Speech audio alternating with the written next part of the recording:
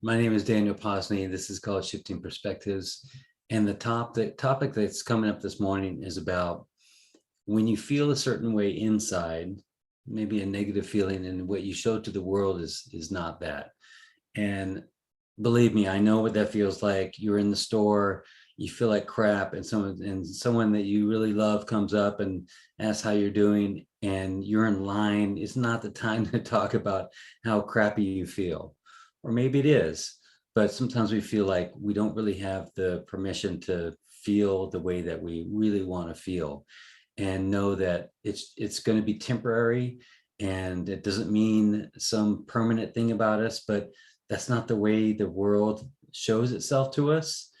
And in fact, with all the social media that we have going on, it's all about the amazing life that you have and how happy you are and all that. And there's not many videos or ones that want people that don't want to watch these videos about how shitty you're feeling today or how depressed you are and that kind of thing.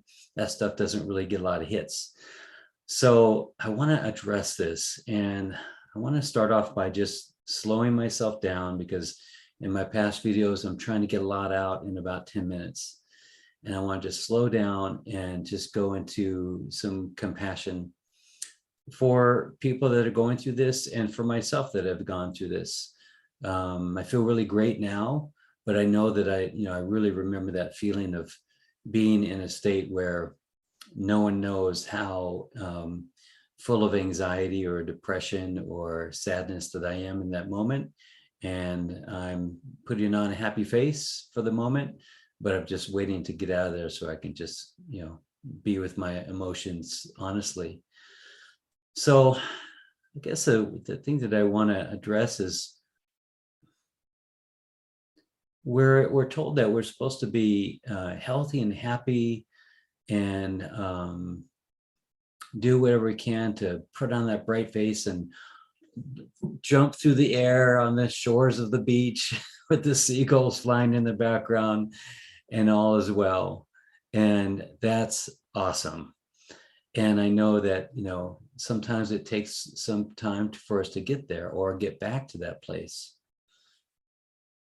And there isn't a lot of space for just working with that and not having to go into, one end of the extreme, mental ward, heavily medicated. And that's what we tend to do to society, is medicate our society, and so that they don't feel. I remember one guy that I had in a session, and he had some kind of emotional thing going on, and the doctors labeled it as a certain thing, and then the doctor said, well, what we need to do is we need to go into your spine and we'll block off that emotion. That's like, I think I remember laughter coming out of my mouth. I said, oh, I'm so sorry, but that's insane to block that emotion because it's something that, it's too hard or it's too difficult to bear.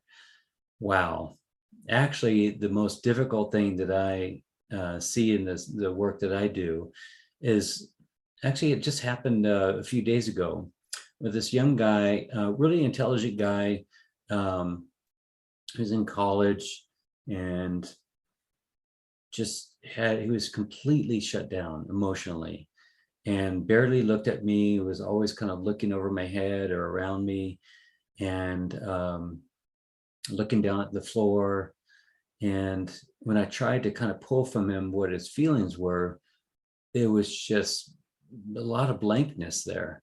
And I got a couple things out of him, but that is the most difficult thing that I can witness, is someone that has their emotions blocked off. And for someone that's, full of emotion, and they're full of anger and sadness, and I think that's awesome, because that person is expressing themselves. Now, of course, that has its limits too. We don't want to go into rage and anger so we're hurting other people, but I've had rage, I've had anger, and I'm glad that it got out of my system so that I can feel it, because I was pushing that away for so long. But for this guy, it was really difficult to pull anything from him.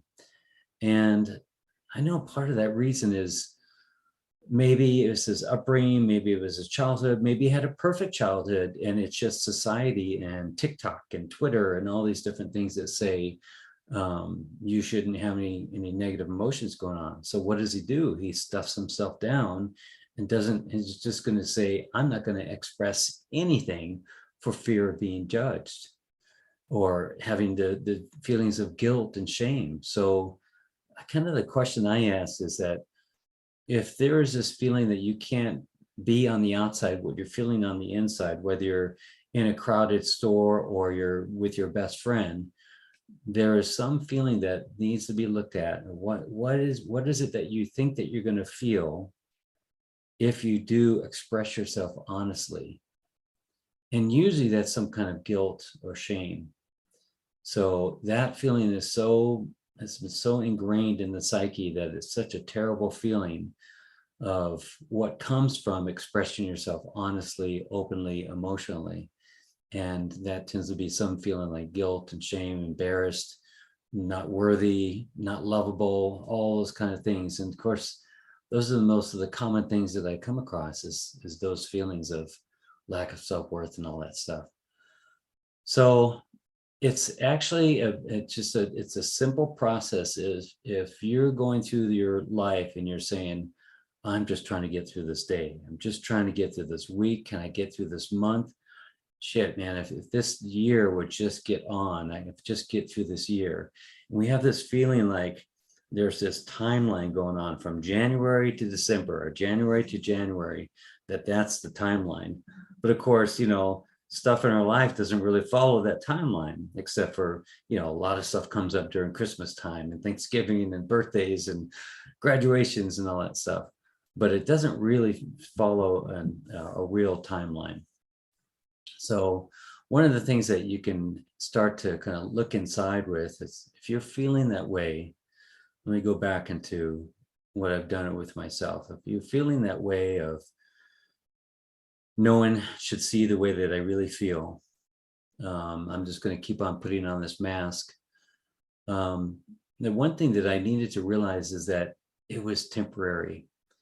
And sometimes the reason why I was feeling this is because I was indeed out of alignment with my soul. I wasn't totally messed up. Wasn't totally broken. It wasn't all those things that my mind wanted to tell me, but I was definitely out of alignment. I was out of integrity with myself. That's a deep breath to realize, oh my gosh, like I get a little emotional thinking about that I have been in integrity with my own self, that my soul, who is the spirit, God who's animating my body, I haven't been in alignment with that. And it's one thing, it's really easy to be in alignment or in integrity with other people. But when you're out of it with yourself, God, that one really hits deep with me. Not that I put myself on like high standards of being anything. It's just that little boy in there just wants to be loved and just wants to be happy. And when I'm not in alignment with myself and in integrity with that, that's the one that really hurts. So I just kind of sit with that. Say, okay, I just haven't been in alignment. Shit, that hurts. What can I do about this? Anything? And at first the mind goes, no, there's nothing you can do. Your life just sucks and this is the way it is. But that's not the truth. The truth is, and it's kind of led in by these questions, is have you been doing everything you can? And I don't mean getting smarter. I don't mean doing more. What I mean is that things that you might have scuffed off maybe as something that wouldn't work for you, or why should you do that kind of thing? And it goes back to something that I would say, like, why would you even run a race / live your life with even a penny in your pocket, to weigh you down? And same thing with your life. Why would you sabotage yourself? There's the question. So we'll get to that in a minute, but there's the question. Why would you sabotage yourself? Why would you make it harder for yourself? You could feel that one inside there, but we'll hold that one off to the side. So then you say, okay, what if I didn't sabotage myself? What if I actually took control of my body by fasting or cleansing, or at least pulling back on alcohol and sugars and meats and stuff like that, that could kind of make it harder for your body, and do your own thing with it, but at least pull back on some things. And this is what I've seen in my own life. If I'm on a fast or a cleanse, I'm doing a parasite cleanse, and I just got off of a week-long juice and water cleanse, or juice and water fast, and I'm getting ready to do another one, because I know it makes me really clear, and it gets me more in control of my body. My body's saying, go out and eat this, or, you should eat this. So the question is, have you been doing everything? Have you been taking care of yourself? Have you been doing yoga in the morning? Or at least, if you're not into yoga, have you been stretching? Have you been meditating? If you're not into meditating, pray. If you are not into qigong, have you been into bouncing? Getting a little trampoline and bouncing for 5 minutes. 5 minutes is a long time on the bouncer. So you see where this is going. You start asking yourself, well, wait a minute, have I doing everything on this? And I want to take you over to this path over here of, imagine yourself that you died, and you've done this whole life, and you had one. We all get this one shot, at least in this body, we get this one shot to go be Daniel Posney, be Jim Jones, be Marilyn Monroe. Why can't I say that word? Joe Biden.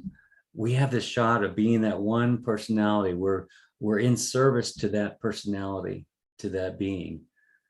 And then let's say that personality, that person is done, and there's not going to be another one like that. And then you look back at that life and you go, okay, how could I have stirred up more love in the world? How can I have shown my heart more?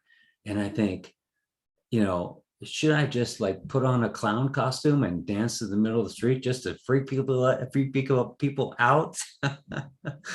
And, it just kind of makes me wonder, like, what else could I have done to kind of make sure that I'm known here, that I'm expressed here, not as an egoic state, but to say, my soul loves this body, loves this personality, loves this character.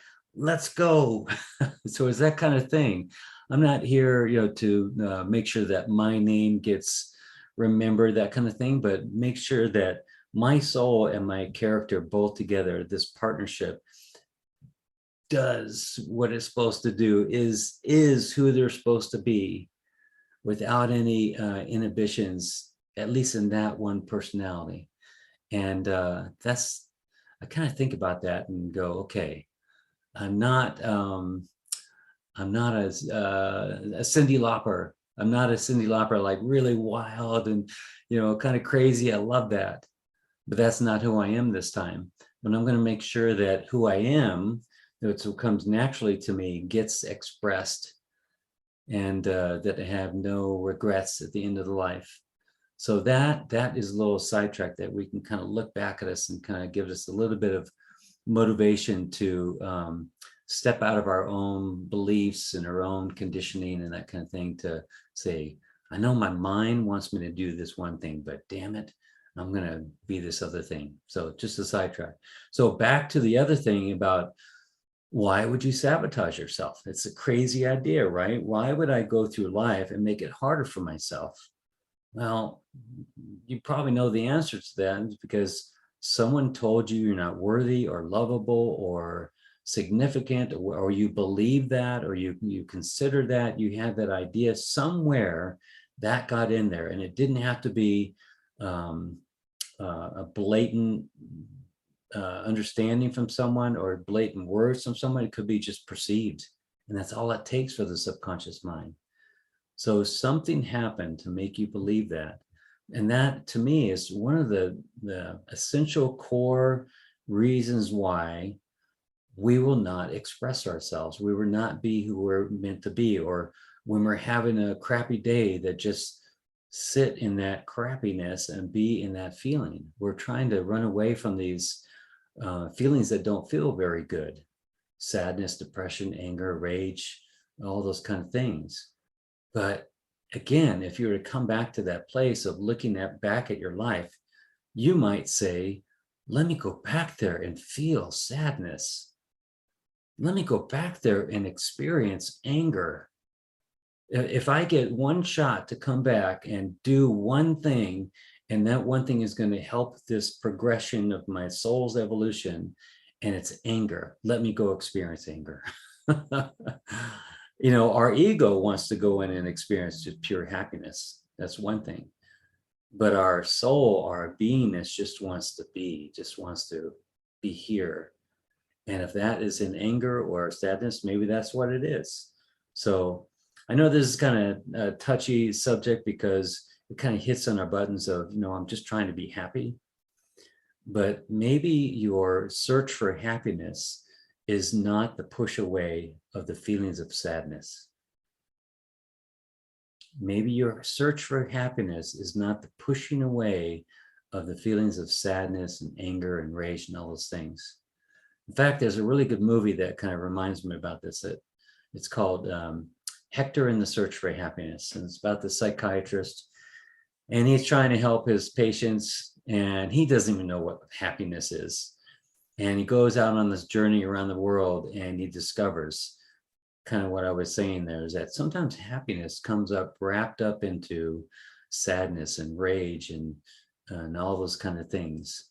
And those negative emotions are the catalyst for that. Another good movie is Inside Out. It's a kid's movie, but it's actually great for adults to understand how, they've got these different elements of the psyche and different emotions. There's anger, there's fear, there's worry, there's happiness, and happiness wants to be in charge all the time. And every time sadness comes in, I want to press the button, and happiness gets in her way and she moves her out of the way so we don't feel sadness. But without giving you away the whole movie, sadness and anger and fear and worry, they all play a part in the being and also in the happiness. So I guess that's my roundabout way of saying that these feelings of that I can't feel what I'm feeling, or I need to put on this different face for people, that's fine. I understand, not bringing people down, and it's not the appropriate time and that kind of thing. But there's something that you can do when you're by yourself or when you're with a trusted friend, is just to kind of investigate that a little bit. Really doesn't need to be an hour, 2 hours. It could be 5 to 15 minutes of just, okay, why is it that I don't? It's asking those questions that your mind says, don't ask those questions. Don't look behind the curtain. But when you do, you can look at that and say, okay, and you can start to separate out your mind and your negative emotions and all that psyche out onto the side here, and you can start to look at it. You don't have to be a psychiatrist to do something like this. You don't have to label all this stuff. You just have to feel. So you open that up and you say, okay, why is it that I don't want to feel this way? Well, because my mom was really pushed me, or my father really pushed me, or I was abused, or where something happened to make me squash down. What sometimes happens is a little girl gets raped, maybe by a family member or someone close. And then she doesn't feel like she can tell her mother, and maybe she has, and her mother doesn't believe her. That little girl will learn that it's not safe to express her emotions. And so what do? I'm fine. I'm good. Yeah, everything's great. And they go through their life that way, just kind of very scared of any negative emotions, because how they'll be judged or squashed down, or those feelings of suppression will come back up.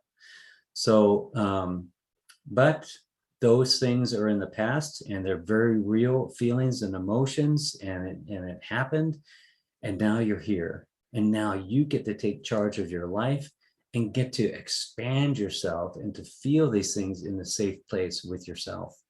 So what I kind of attributed, or what I kind of use a metaphor for this is, it's kind of like that train's been going down the track, and you're slowly putting on the brake. Not anything really big that is going to stop the whole thing and the whole world stops, although that happens too. But you could just slowly kind of put on the brake and say, I'm going to take myself back from doing, and all this anxiety and all these things that have kept me distracted. little by little, I'm going to pull back a little bit, pull back on my sugars and alcohols and those kind of things, do a little bit of intermittent fasting to kind of get control of my environment. And then I start to look at myself a little bit more. And maybe you want to seek some help of a a counselor or a coach or a mentor or somebody that can go that deep with you. So it's really something that you can start out doing just by kind of doing this thing called self-inquiry. And if you want to know more about, what words to put and what that means and all that, there's a great book called The Power of Now that helps me to kind of distinguish what this is and all the kind of words to the things so I can understand it in my brain. But the main thing is that for you to start to tap into the feeling, expanding your feelings and expanding your emotions, that it's safe to feel all these different things in kind of little tidbits to start. Then what happened with the kind of the I guess you call it the end game, or what the thing that you might experience is that you could feel all emotions, and you could be healthy in all those emotions and just stand there going, okay, wow, this is what it feels like to be a human being. And it's a beautiful feeling to be completely powerful like that, to be empowered like that. So I hope you'll take that in the best way. I love you. Thank you. Bless you. Have a wonderful day.